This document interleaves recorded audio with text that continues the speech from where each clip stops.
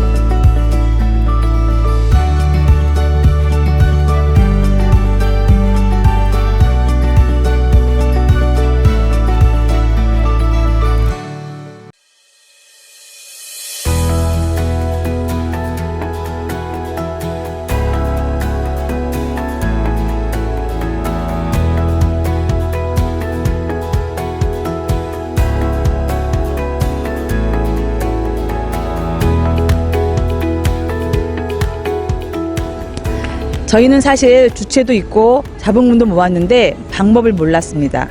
작년부터 기초 심화 컨설팅 단계를 통해서 지금은 사업을 위한 마지막 절차를 밟고 있는데요. 노원 사회적 경제 지원센터가 밀착해서 지원해주고 있으니까 저희는 든든합니다.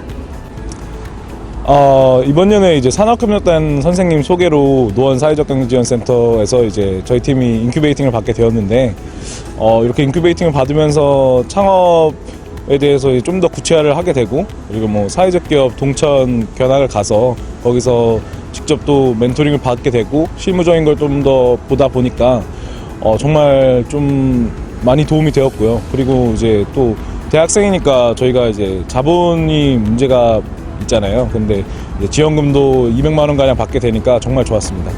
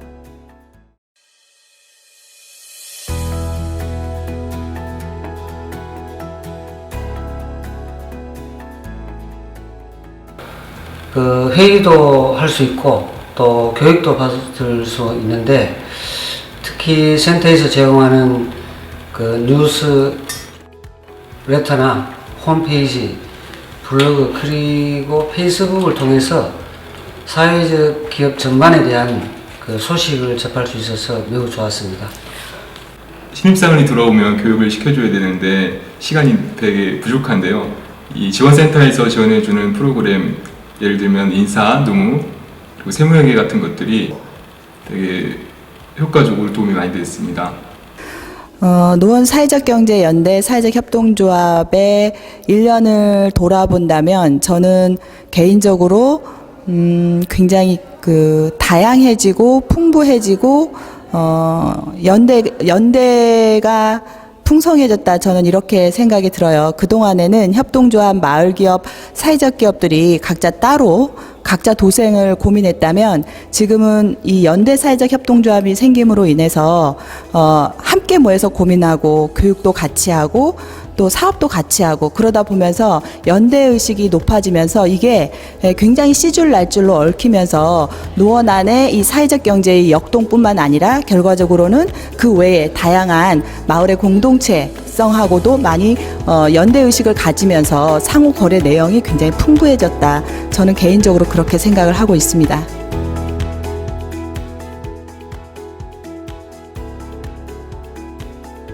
서로 간에 정보를 공유할 수 있었던 게 제일 큰 장점이고요.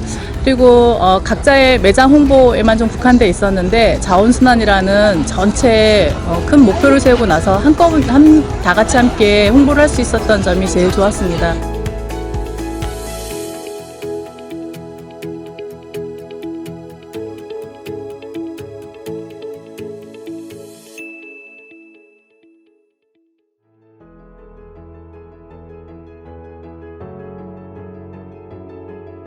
저희 노원여성인력개발센터에서는 올해 노원 사회적 경제 지원센터와 함께 평생학습 프로그램을 통해 청소년들을 위한 사회적 경제 강사 양성 과정을 시행하였습니다.